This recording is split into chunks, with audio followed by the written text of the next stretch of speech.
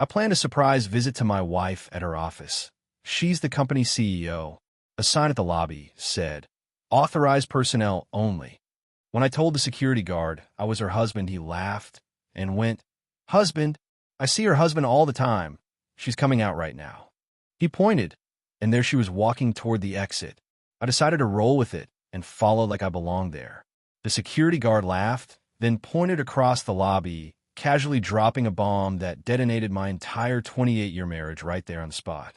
"Sir, I see her husband every day. There he is coming out right now. My world, my love, my life."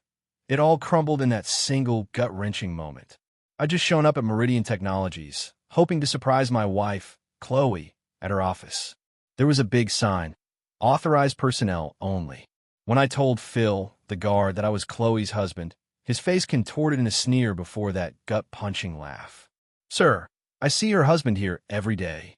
There he is right now. Actually," he jabbed a finger towards the glass doors, and my blood ran cold. A man in a sleek, charcoal suit, early 40s, walked through the lobby.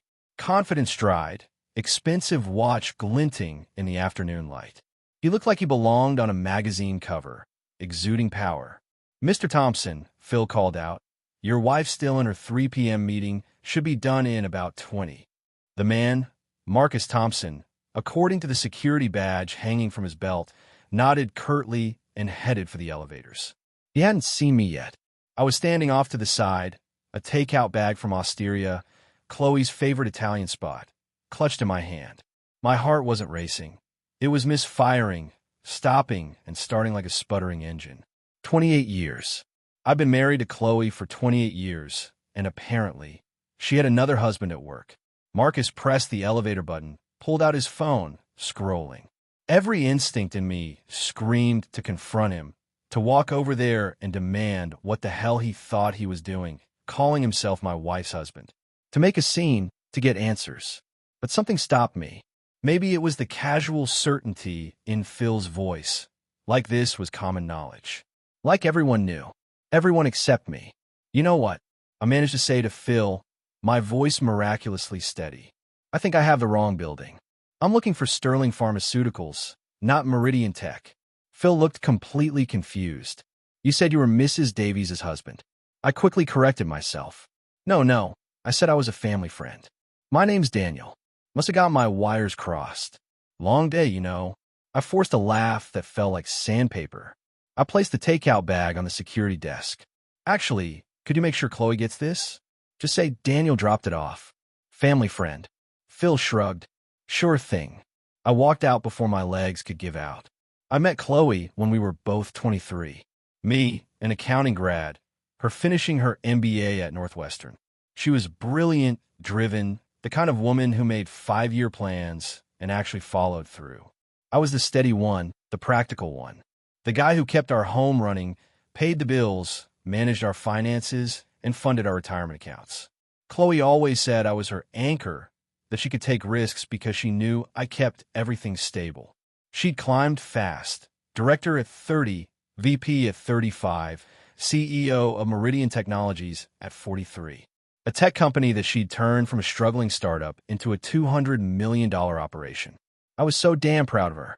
I'd supported every late night, every business trip, every weekend she spent reviewing financials instead of going to dinner with me. That's what you do when you love someone, right? You support their dreams. We didn't have kids. Chloe never wanted them, said they'd derail her career. I've been disappointed, but I'd accepted it. Her career was her baby. I understood that, or so I thought. Now, I was sitting in my car in the Meridian Technologies parking lot, hands gripping the steering wheel, try to process what I'd just seen. Marcus Thompson, Chloe's VP of Operations. I'd met him once at a company holiday party 2 years ago. Tall, charismatic. Chloe had introduced him as one of her rising stars and spent most of the evening talking shop with him while I made small talk with other spouses. I'd thought nothing of it. Why would I? I trusted my wife. But the guard had called him Mr. Thompson, had said he saw Chloe's husband every day. Not a boyfriend, not a partner, husband.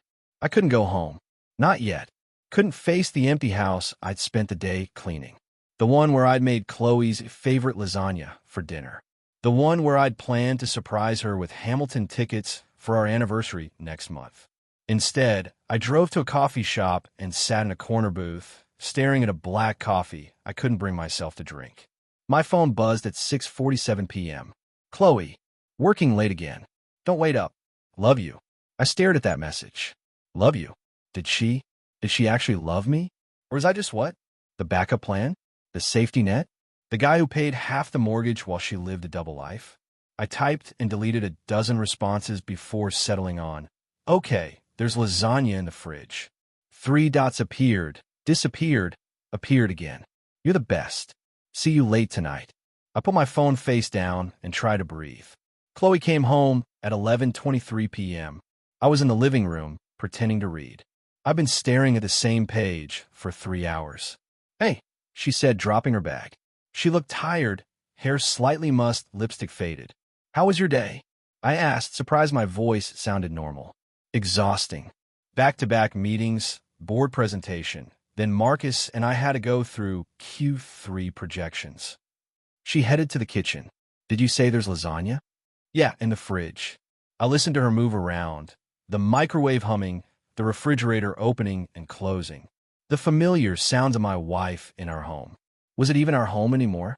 Or had that become a lie, too? She came back with reheated lasagna and sat in the armchair across from me. This is perfect. I'm starving. I actually stopped by her office today, I said as casually as I could. Brought you lunch from Osteria. She paused mid-bite. A tiny hesitation. Most wouldn't notice, but I've been married to her for 28 years. I noticed. You did? I didn't get anything. I gave it to Marcus Thompson. Figured he could pass it along. Oh. She took another bite, chewed, swallowed. He didn't mention it. Maybe it got lost in the shuffle. Busy day, you know. She was lying perfectly. Not a single crack in her composure. Out was Marcus. I pressed. Nice guy. He's great. Best VP I've ever worked with.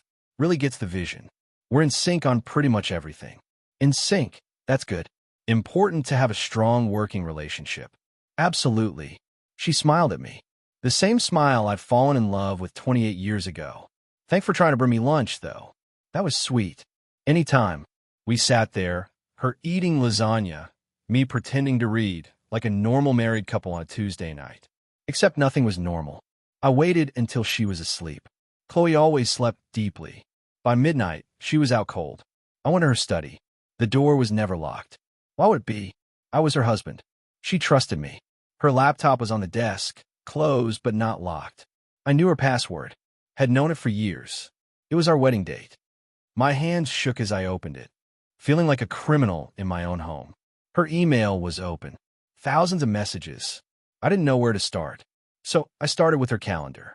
Normal at first glance. Meetings, board calls. But then patterns emerged. Dinner with M. 7 p.m. at Il Pasto. 2 weeks ago. Il Pasto was a romantic Italian place. Candlelight. Live piano. Not a business dinner spot. Weekend retreat, Grand Geneva Resort. Last month, Chloe had told me it was a women's leadership conference. I pulled up her credit card statements. Found the charge for Grand Geneva. 2 rooms, both on the corporate card. No, wait. 1 room. The other charge was canceled. 1 room, 2 people. My stomach dropped. I kept digging. More dinners, more trips. A pattern spanning back nearly 3 years, but all coded. All deniable. Business dinners, corporate retreats, team building. Except Marcus's name appeared on every single one. I closed the laptop and went to the bedroom. Stood in the doorway, watching Chloe sleep. She looked peaceful, innocent. I had trusted her completely, never questioned, never doubted. And she'd been lying to me for 3 years. The next morning, I called in sick. First time in 6 years. I was a senior accountant at Monroe and Associates. Good job, stable, boring. Chloe made 3 times what I made. I'd never resented that. Her success was our success, or so I'd thought. After Chloe left for work, kissing my forehead and telling me to feel better, I started really digging. Every drawer in her study, every file cabinet, every box in her closet. In the back of her jewelry drawer, hidden under a tangle of costume necklaces she never wore, I found a key. Just a key. Silver, standard apartment key. No label. but attached was a keychain tag with an address. Harbor View Apartments, Unit 214. Harbor View was a luxury complex in River North. I'd driven past it dozens of times. 30-story building, floor-to-ceiling windows. The kind of place where studios started at $2,500 a month. I grabbed the key and drove there. The parking garage had spaces marked with unit numbers. Space 214 had a black Mercedes GLE parked in it. Marcus Thompson's car. I recognized it from the company lot. My hands were shaking as I took the elevator up to the second floor. Unit 214. The key fit. The door opened. Inside was a fully furnished apartment. Not temporary. A home. Hardwood floors. Modern furniture. Fresh flowers on the coffee table. The air smelled like Chloe's perfume. Chanel No. 5. The expensive one she only wore for special occasions. Photos on the mantel showed Chloe and Marcus at a beach, a restaurant, a hiking trail. In every single picture, Chloe wasn't wearing her wedding ring. I walked through the apartment in a daze. The kitchen had 2 sets of dishes, 2 coffee mugs on the counter, his and hers. The bedroom made me physically ill. A king-size bed with expensive linens. Chloe's clothes in the closet, hanging next to Marcus's suits. Her shoes lined up next to his, like they'd been living together for years. Like they were married. On the dresser, I found a folder labeled Future Plans in Chloe's distinctive handwriting. I opened it. Real estate listings. Houses in Evanston, Oak Park, Wilmette. All in the $800,000 to $1.2 million range. All circled with notes in the margins. Good schools nearby, close to Marcus's parents, loved the kitchen. Travel brochures. Santorini, Tokyo, New Zealand. Dream honeymoon destinations. And underneath all of that, legal documents. Divorce consultation summaries, dated from 18 months ago. Chloe had met with 3 different divorce attorneys, shopping for the best deal. The notes were clinical, cold. Asterisk strategy. Frame as irreconcilable differences. Cite Daniel's lack of ambition and emotional distance. Document instances of his failure to support my career growth. Asterisk instances. She'd been building a case against me. Pages of examples. Times I'd supposedly undermined her by asking her to skip work events. Times I'd been emotionally unavailable by not wanting to discuss corporate politics at dinner. Times I'd shown lack of ambition by being content with my accounting job. Every normal marital friction point reframed as evidence of my inadequacy. The most recent note, dated 3 weeks ago, asterisk timeline. File for divorce by January 2025. Finalized by June. Wedding with them by Christmas 2025. Asterisk, she had it all planned out. Every detail. My replacement was already living with her part-time. Their future home was already picked out. I was just the obstacle she needed to remove. I photographed everything. Every page, every document, every photo. Then I sat on their couch, in their apartment, in their secret life, and tried to process the fact that my 28-year marriage had been a lie for at least 3 years. I went back to my car and just drove. No destination. My phone rang at 3:47 p.m. Chloe. I let it go to voicemail. She called again at 4:15 p.m., then 4:32 p.m., then sent a text. Where are you? Are you feeling better? I didn't respond. At 6 p.m., I pulled into a parking lot and finally listened to her voicemails. Hey, honey, just checking in. Hope you're feeling better. Call me when you get this. Then, Daniel, I'm getting worried. You're not answering. Are you okay? Seriously, where are you? I'm about to call hospitals. Please call me back. The concern in her voice sounded so real, so genuine. She was good. Really good. I call her back. Oh, thank God, she answered immediately. Where have you been? I was so worried. Just drove around. Needed to clear my head. I'm fine. You scared me. Are you coming home? Home? What a joke. Yeah, I'll be there soon. Good. I'm leaving work early. I'll pick up Thai food on the way. Your favorite. My favorite. She still remembered my favorite food. Still pretended to care about the small details. Sound good. Love you, she said. Yeah, I replied. You too. I hung up before she could hear the crack in my voice. That night, we ate Thai food at our dining room table. Chloe told me about her day. Some crisis with a client, a difficult board member. The usual corporate drama. I nodded in the right places, made appropriate comments, played the role of supportive husband, all while knowing that in a few months, she planned to divorce me and marry Marcus Thompson. After dinner, she suggested a movie. We settled on the couch, her head on my shoulder, just like we'd done 1,000 times. Except now, I could smell her perfume, the expensive one, and I knew she'd been at that apartment today, living her other life with her other husband. "Daniel," she said during a quiet moment in the movie. "Yeah. Are we okay? You seem distant." Distant, that word. From her notes. Part of her case against me. "I'm fine. Just not feeling great still." "Okay." She squeezed my hand. "Let me know if you need anything." "I will." We finished the movie, went to bed. She fell asleep almost immediately. I lay awake until 3 a.m., planning my next move. The next morning, I called in sick again. Chloe left for work at 7:15 a.m., kissing my forehead, telling me to rest. The second she was gone, I went back to her study. I'd been an accountant for 22 years. I knew how to find financial irregularities. And now that I knew what I was looking for, the pattern was obvious. Our joint checking account showed consistent deposits. Mine, $6,200 monthly after taxes. Chloe's, roughly $11,000 monthly after taxes. But our expenses, mortgage, utilities, groceries, insurance, came to about $8,500 monthly. We should have been saving around $8,700 a month. Over 3 years, that should be over $300,000 in savings.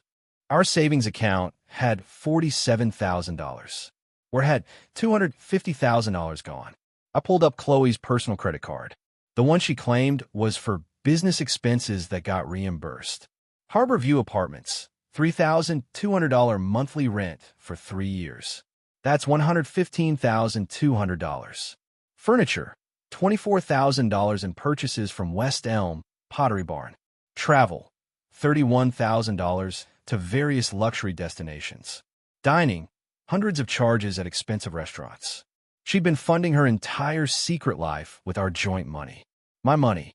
While I'd been eating leftovers and driving a 10-year-old Honda Civic, she'd been playing house with Marcus Thompson in a $3,200 a month apartment using money I'd earned. I documented everything. Downloaded 3 years of bank statements, credit card records, investment account transfers. Then I started looking at Meridian Technologies' corporate filings. This was where my accounting background really paid off. I knew how to read financial statements, how to spot irregularities, how to see the story behind the numbers. And the story was damning. Chloe had been restructuring the company, quietly, without board approval, to position Marcus Thompson as her successor. She'd moved resources into his department, given him control over key accounts, positioned him for a promotion to COO, a position that didn't even exist yet. She was building him a golden ladder to the top, making herself look like a kingmaker. But she'd done it by redirecting company resources without proper authorization, by making financial decisions that benefited her personal relationship rather than shareholder interests. That was corporate misconduct, possibly fraud. I took screenshots of everything, organized it into folders, built a timeline. Then I called Mr. Henderson. Richard Henderson was the chairman of Meridian Technologies' board of directors. I met him twice at company events. A retired hedge fund manager, late 60s, sharp as a tack. "Daniel Davies," I said when he answered. "Chloe's husband. We met at the holiday party 2 years ago." "Of course. How are you? Is Chloe all right?" "She's fine. I'm actually calling about some concerns I have regarding the company." A pause. "What kind of concerns?" "The kind that involve unauthorized corporate restructuring and misuse of company resources." "Do you have time to meet today?" Another pause. Longer this time. "I can be at your office in 2 hours." "I work from home," I said. "I'll text you the address." Mr. Henderson arrived at 2 p.m. sharp. Tall, silver-haired, wearing a suit that probably cost more than my car. I offered him coffee. He accepted. We sat in my living room, the room where Chloe and I had watched movies, celebrated anniversaries, built a life together. The room that was apparently just a set piece in her double life. "Show me what you've got," Mr. Henderson said. I pulled out my laptop and walked him through everything. The apartment, the photos, the divorce planning documents, the corporate restructuring. His expression grew darker with every revelation. Jesus Christ, he muttered when I showed him the financial irregularities. She's been redirecting capital expenditure budgets without board approval, specifically to benefit Marcus Thompson's department. Why would she do that? I pulled up the photos from the apartment. Mr. Henderson's jaw tightened. They're having an affair. More than that, they're living together part-time. She's planning to divorce me and marry him, and she's been positioning him to take over the company. That's a massive conflict of interest. She has a fiduciary duty to the board, to the shareholders. He stopped, ran a hand through his hair. Do you have copies of all this? Everything's in this folder. I handed him a USB drive. Bank records, corporate filings, photos, timeline, all of it. I need to call an emergency board meeting. He stood up. Daniel, I'm sorry for what she's done to you personally, but also thank you. If this had gone unchecked much longer, the damage to the company could have been catastrophic. I'm not doing this for revenge, I said, though that was partly a lie. I'm doing it because it's the truth, and I'm done pretending not to see what's right in front of me. Mr. Henderson shook my hand. I'll be in touch. Chloe came home at 6:15 p.m., earlier than usual. I was making dinner, chicken stir-fry. Simple. When she walked in, one look at her face told me Mr. Henderson had already called. You son of a bitch, she said, her voice shaking. You called Richard Henderson. My own husband is trying to destroy my career.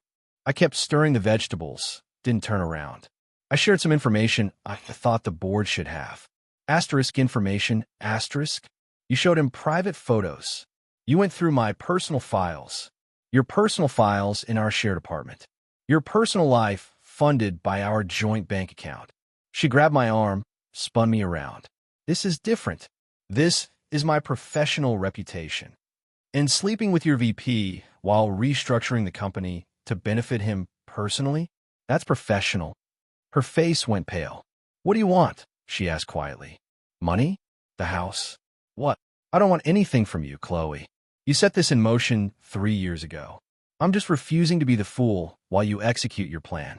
What plan? I pulled out my phone, showed her the photos I'd taken at the apartment. Her face in every picture. The folder labeled Future Plans. This plan, the one where you divorce me by January, marry Marcus by Christmas, and live happily ever after in your Evanston dream home.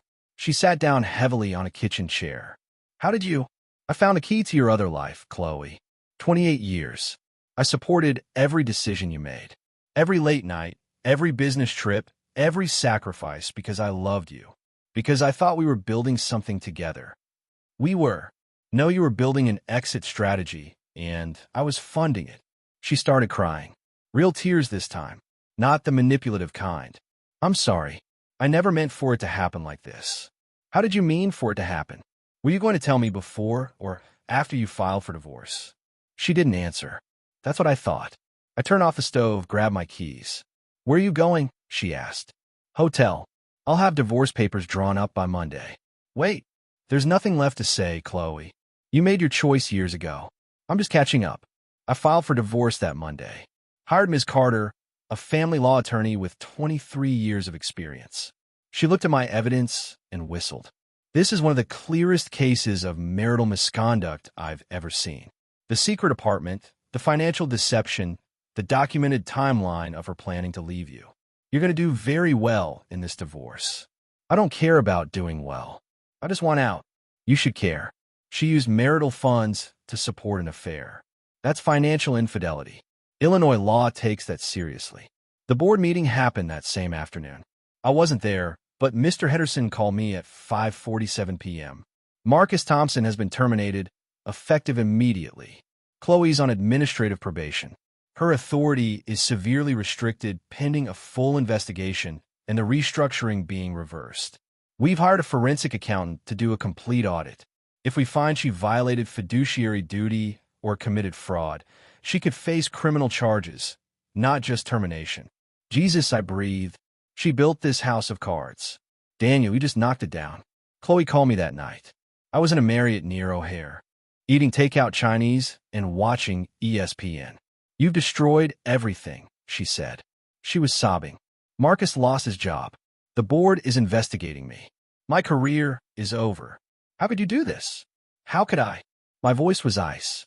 You spent 3 years planning my replacement. You stole $250,000 from our joint account to fund your affair. You committed corporate fraud to benefit your lover. And you're asking how I could do this?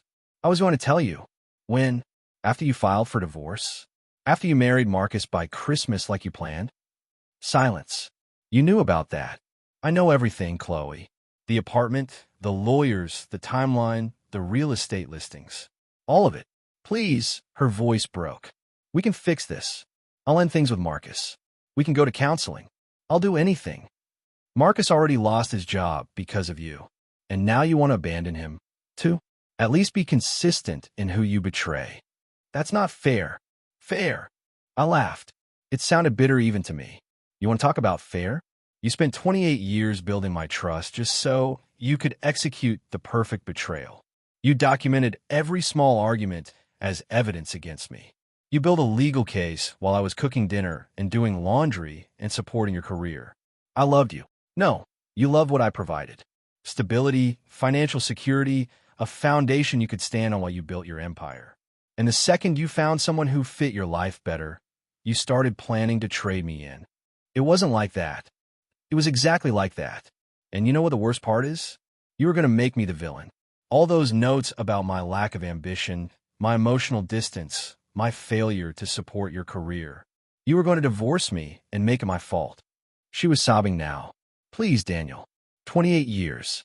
That has to mean something. It did. Past tense. You killed it when you got the key to apartment 214. I hung up. She tried calling back 6 times. I blocked her number. The divorce took 4 months.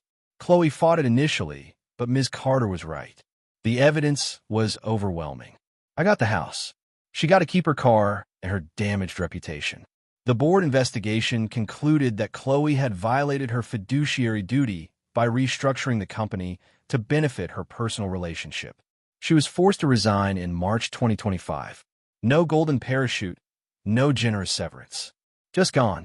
Marcus Thompson filed a lawsuit against both Chloe and Meridian Tech, claiming wrongful termination. It was dismissed. Turns out having an affair with your CEO and benefiting from unauthorized corporate restructuring is actually a fireable offense. Last I heard, they broke up 3 months after everything collapsed.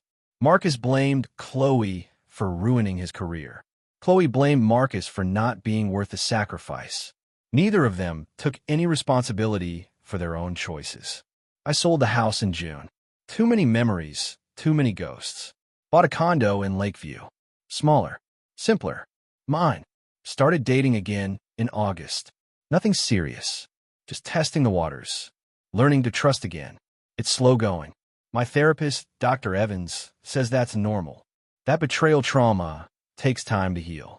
That I shouldn't rush it. I'm not rushing anything anymore.